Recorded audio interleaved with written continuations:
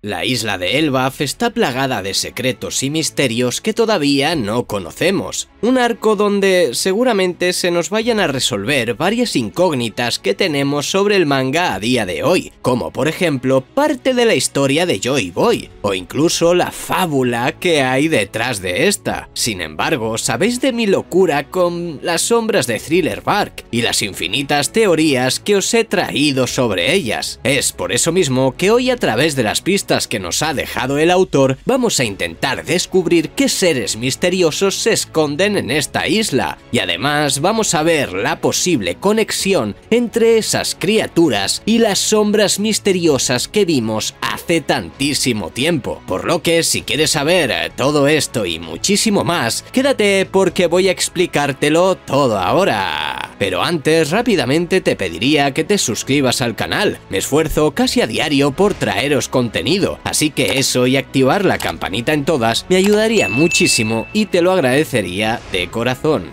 La primera pista que tenemos sobre las criaturas que habitan en Elbaf están en el capítulo 1111 del manga de One Piece, donde Dorry y Brogy, al ver a Valkyrie y Saturno en su forma transformada, remarcan que parecían estar de nuevo en el bosque que tienen en su isla. Y esto en realidad nos puede decir mucho más de lo que parece, ya que es verdad que pueden hacer referencia a que estos seres que habitan allí sean gigantescos. Sin embargo, creo que la cosa no termina solo aquí. Durante mucho tiempo hemos hablado en este canal sobre la existencia de los yokais en la obra, y la prueba más fehaciente que tenemos sobre ello es que los miembros del Gorosei están inspirados en estas deidades de la mitología japonesa. Durante varios años hemos visto que en todos y cada uno de los arcos en One Piece han habido criaturas que son muy relacionadas con su lugar. En Water 7 tuvimos a los monos marinos y al tiburón estrella, muy característicos de esa saga. En el arco de Haya pudimos ver a esos pájaros que solo eran capaces de mirar hacia el sur, y como os dije, en cada isla tenemos criaturas con diferentes particularidades. Sin embargo, ¿qué me hace pensar que en Elbaf esto va a ser diferente? Pues lo primero sería que el autor nos lo haya remarcado con los gigantes Dorry y Brogy justo en esta situación. Como todos ya sabéis, este mangaka no hace las cosas porque sí, y si nos ha dicho todo eso es porque tiene algo escondido entre sus manos. Para empezar, tenemos la silueta también del Rey Loki en esta isla, y a día de hoy no sabemos si es un gigante simplemente, o puede ser incluso una criatura que vive allí y que se pueda comunicar. En realidad, muchos os preguntaréis, ¿pero hay más pistas acaso sobre qué puede haber allí? Y realmente sí que las hay. Hace ya unos años nos mostraron en el manga el orfanato donde se había criado Big Mom, un lugar que le sirvió de fuente de inspiración para crear luego después ella misma en Whole Cake, un orfanato donde se aceptaba toda clase de niños y cualquier tipo de raza, sin importar qué tamaño tenían, cómo se veían estos o de dónde procedían. Y por si alguno no lo sabe, este lugar estaba instalado en la isla de Elbaf, por lo que, teniendo en cuenta las palabras de Dorry y Brogy y los antecedentes con esta isla, creo que Madre Carmel precisamente se instaló allí porque había todo tipo de razas animales en ese lugar, viviendo en paz y tranquilidad,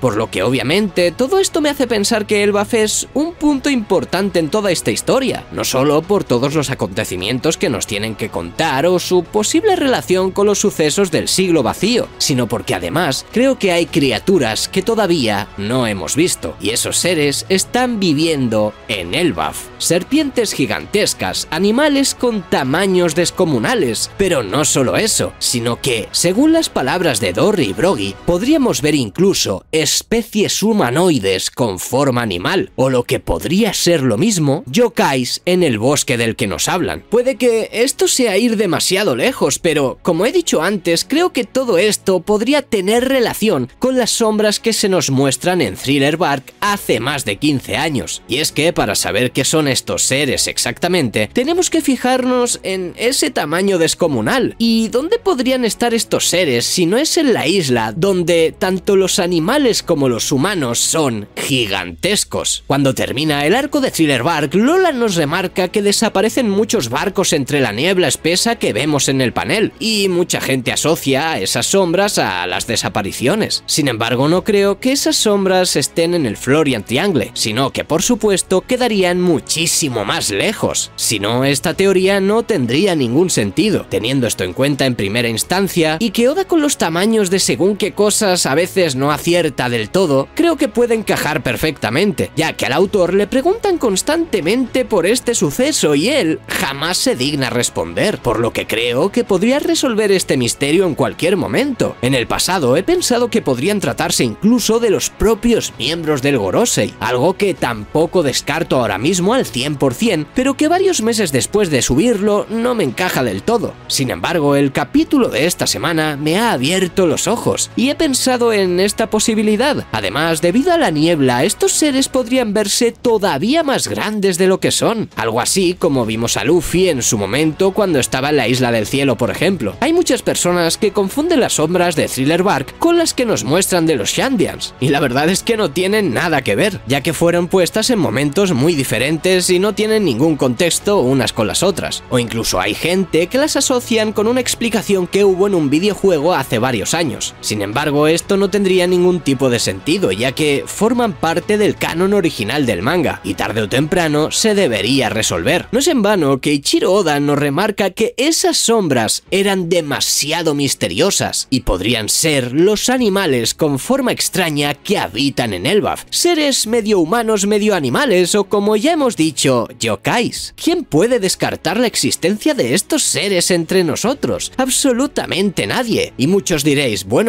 pero es que si los Gorosei ya tienen esas frutas, significa que... No amigos, no tiene nada que ver. Rob Lucci tiene la fruta de un leopardo, y en One Piece por supuesto que existen. Que los Gorosei tengan frutas inspiradas en los yokai o poderes extraños basados en estos, ya que recordemos que no se ha confirmado en ningún momento que sean frutas, no significa que no puedan existir esos seres en otro lugar. Y qué mejor sitio que una de las últimas islas que vamos a visitar. La verdad es que el autor nos tendría que dar muchísimo lore sobre estas criaturas, pues a fin de cuentas hemos estado esperando más de 15 años para saber qué es lo que son, y a día de hoy todavía no tenemos respuesta. Es por eso mismo que creo que esas criaturas que mencionan los gigantes pueden ser esas sombras que vimos hace tantísimo tiempo y que a mí en lo personal me han roto tanto la cabeza. De verdad, es que es una de las cosas que más me han marcado leyendo o viendo One Piece, puesto que eran aterradoras y salíamos de un arco que también tenía lo suyo. Así que espero de corazón que tarde o temprano nos resuelvan todo esto, y la verdad es que si son parte de las criaturas que habitan en Elbaf, me daría por satisfecho el haber acertado con esto. Y bueno, Nakama, hasta aquí llegaría el vídeo de hoy. Te dejo dos vídeos que te van a interesar, así que no dudes en echarles un ojo. Recuerda, por supuesto, suscribirte, compartir y comentar. Un saludo y hasta la próxima.